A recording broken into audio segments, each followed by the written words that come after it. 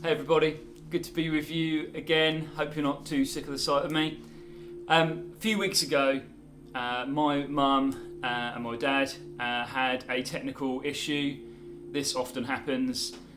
They are going slightly downhill in their technical wizardry, so I had to go around and pick their laptop up. And they wiped it all down, left it on the front door. We did all those sort of things. And when I got it home, it was doing some really strange stuff. I mean, you'd open a window and there'd be nothing on it, and then if you minimise the window, the text would appear. There was something obviously pretty wrong. I'm not a computer geek, but what I did was really simple. I saved any work from my mum's laptop, and then I did a hard reset. I returned it to factory settings, and what this meant was that when the computer had done all that, everything was in place for it to work properly, and yet in one way the slate had been wiped clean and everything was ready for whatever direction we wanted to take that laptop in.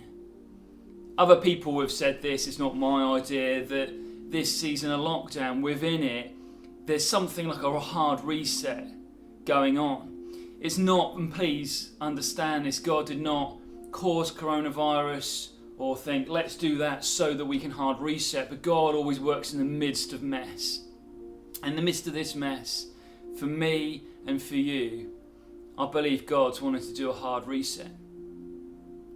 And what we can do in our lives so often is maybe, run a search or try and defrag an area or get rid of a few files to try and sort it out. But I think for us in these days, we individually and we together need a hard reset. I've been thinking almost, since we went into lockdown about exit. Not from a can't wait till it gets back to normal and I can go to the pub or pop on holiday and go shopping or whatever it is, but more about how do we come out of this season? There's been a cost, and I don't want to waste that cost. I don't want to be someone who just survives this time, but what is God about? And what is He doing? I don't know what they call them, and I'm a bit too tired to look up what their real name is, but you get these sort of sociologist type people who understand like how people develop and grow. And often they say, whether Christian or non-Christian, that really by the time someone's in their early 20s, they're pretty much set in their ways. You go through this time in your teenage years, maybe as you dip into 20s, of like discovering life and who you are. And then often people don't change, really. Their circumstances might change. You might have a different job, you might earn a bit more money, you might lose your job, you might get married, you might have kids. You might go through divorce.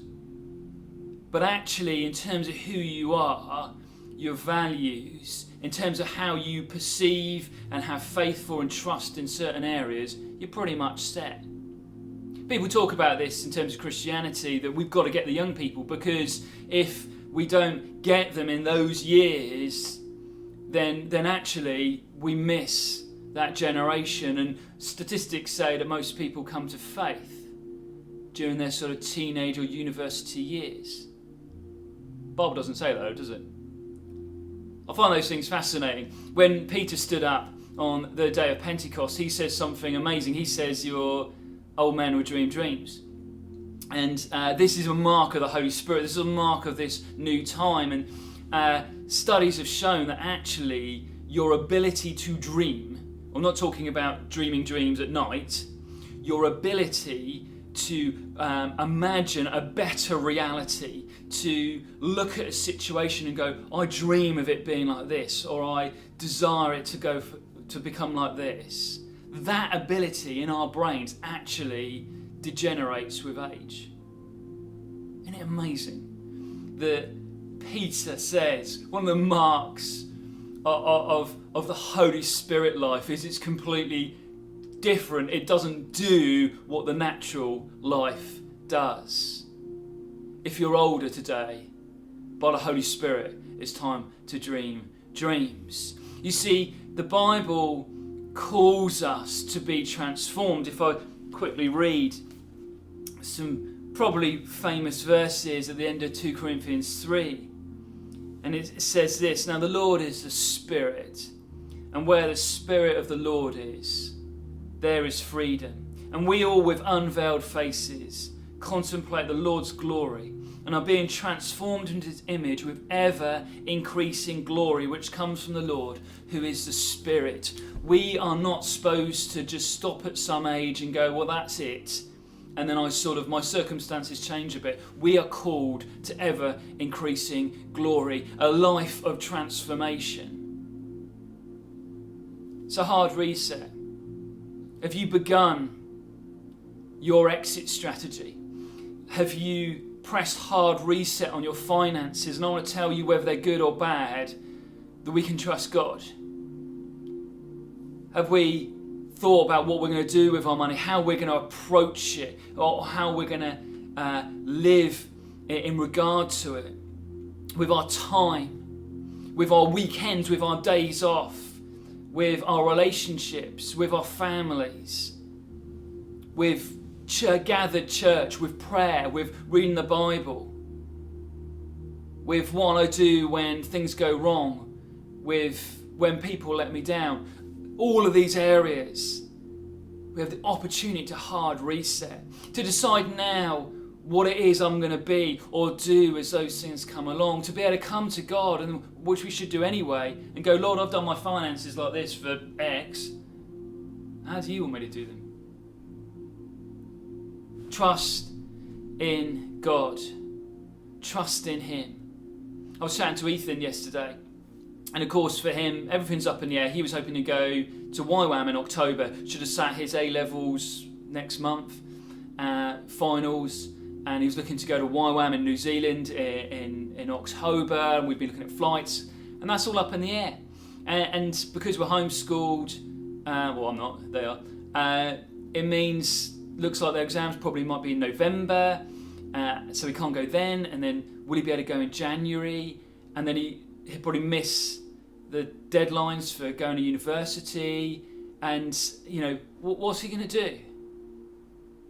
Trust in God. If you come out of your hard reset with one thing and you say, I'm going to actually really properly trust in God, because you know what? He is God. That means He can do anything. That means Ethan could go away and come back, and if God has said you should go to Oxford University, or you should become a medic, you become a doctor, and of course he hasn't applied and hasn't done all the stuff, I can guarantee that if he applies one place, they say, do you know what, someone's just dropped out and we'd love you to come.